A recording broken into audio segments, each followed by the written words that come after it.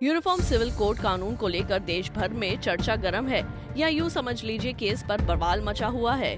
कुछ इसके पक्ष में है तो कुछ विरोध में। इसी बीच जयराम ठाकुर ने कहा कि यूनिफॉर्म सिविल कोड देश की जरूरत है। ऐसे में विपक्षी दल भी इसको लेकर सहयोग कर रहे हैं। उन्होंने कहा कि देश में हर नागरिक को बराबर अधिकार हो, इसके लिए केंद्र सरकार की तरफ से यूनिफॉर्म सिविल कोड कानून तैयार किया जा रहा है, जिसको लेकर केंद्र सरकार लोकसभा पर राज्यसभा के पटल पर रूपरेखा के साथ रखेगी। बता दें कि जयराम ठाकुर शुक्रवार को कुल्लू के मनाली में बीजेपी के एक कार्यक्रम को संबोधित कर रहे थे, जहां जयराम ठाकुर ने विपक्ष को भी आड़े हाथ लिया। कांग्रेस की 10 गारंटियों को उन्होंने खोखला बताया। इसके साथ ही जयराम ठाकुर ने और क्या कुछ कहा, सुनिए। आदरणीय प्रधानमंत्री नरेंद्र मोदी जी के नेतृत्व में पूरे देश भर में 9 साल के कार्यकाल में बहुत सारा विकास हुआ है और अंतर्राष्ट्रीय स्तर पर भारत का सम्मान और ज़्यादा मजबूत हुआ है। और स्वाभाविक रूप से पार्टी के कार्यकर्ता होने के नाते ये हमारा दायित्व है कि हम केंद्र सरकार की 9 साल की उपलब्धियों को लोगों के बीच में ले जा करके लोगों को उसकी जानकारी दें, और उसके साथ साथ में जो प्रदेश में भारतीय जनता पार्टी की सरकार 5 वर्ष रही, उन उपलब्धियों को भी लोगों के बीच में लेकर के जाएं। और उस दृष्टि से आज संयुक्त मोर्चा की यहाँ पर कुल्लू की बैठक संपन्न हुई। इससे पहले मनाली की भी संपन्न हुई और हमारा कार्यकर्ता पूरे जोश के साथ लग गया है। और जहाँ तक इस छोटे से प्रदेश हिमाचल प्रदेश के लिए नरेंद्र मोदी जी का जो योगदान रहा, सहयोग रहा, उसको हम कभी भूल नहीं सकते।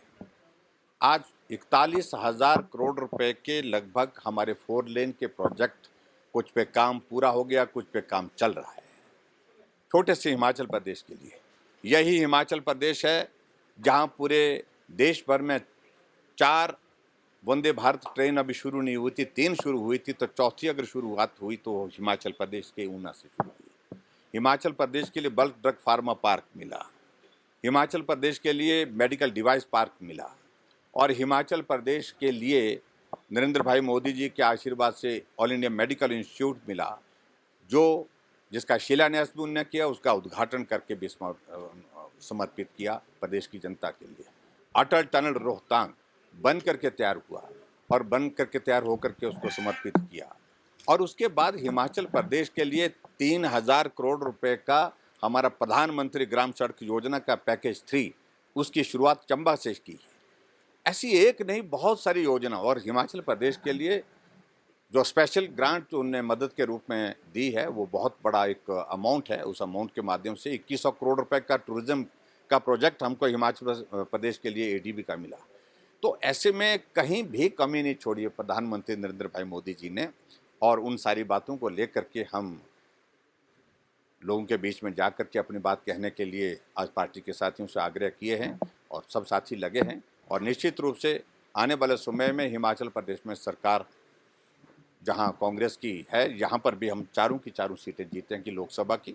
और दूसरी बात, जो कांग्रेस की सरकार वर्तमान सरकार है, उसका 6 महीने का कार्यकाल में आप देखिए 8,000 करोड़ रुपए का ऋण ले लिया, जो सर्वाधिक है आज तक के टाइम स्पैन के हिसाब से। इतने छोटे से समय में इतना सारा लोन ले लिया, जो हमको पाठ पढ़ा रहे थे कि लोन लिया। तो अब क्यों ले रहे हैं? अगर नहीं हमने गलत किया है, हमने लोन नहीं लेना चाहिए था, तो आप क्यों ले रहे हैं? इस बात को लेकर के प्रश्न का जवाब दें। आज पूरे प्रदेश भर में उन गारंटियों का जवाब पूछ रहे हैं लोग। क्या हुआ को 1500 रुपये की जो महिलाओं के लिए कहा है, आपने कहा कि दूध हम 80 रुपये गाय का, 100 रुपये भैंस का दूध लेंगे। आपने कांग्रेस की गारंटी ये थी कि 300 यूनिट बिजली के फ्री देंगे, उसका क्या हुआ? कांग्रेस की गारंटी ये थी कि 5 लाख बेरोजगारों को सरकारी नौकरी देंगे। 8,000 से ज़्यादा हमारे आउटसोर्स में लगे हुए कर्मचारियों को घर का रास्ता दिखा दिया। ऐसी बहुत सारी, गोबर की गारंटी इन्होंने दे रखी थी 2 रुपये किलो के हिसाब से। तो इन सारी बातों का जवाब देने के लिए कांग्रेस के पास जो है आने वाला समय बड़ा संकट होने वाला, जब लोग पूछेंगे। और कानून व्यवस्था की परिस्थिति इस प्रकार की है हिमाचल प्रदेश में कि 6 महीने के कार्यकाल में 45 मर्डर के केस हो गए हिमाचल प्रदेश में।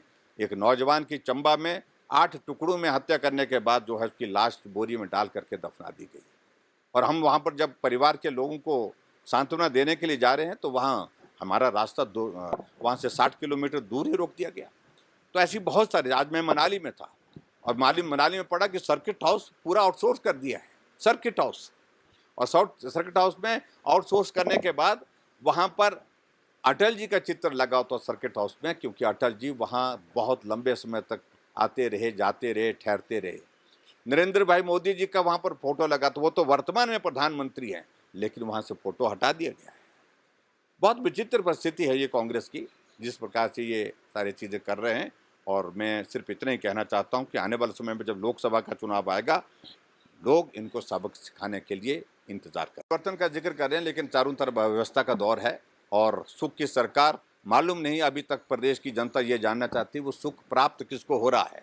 सिवाय मंत्रियों के CPS 6 बना दिए गए, अपने साथी जो है वो कैबिनेट रैंक के साथ बिठा दिए गए। तो ऐसे में बहुत सारी चीज़ें हैं जिसका जवाब लोग मांग रहे हैं। कांग्रेस के लोग, दूसरे दलों के लोग जो है आगे आकर के जो यूनिफॉर्म सिविल कोड की अगर बात कर रहे हैं, तो मुझे लगता है कि इसमें बहुत सारे लोग हमको समर्थन और सहयोग करेंगे। और ये आज की आवश्यकता है।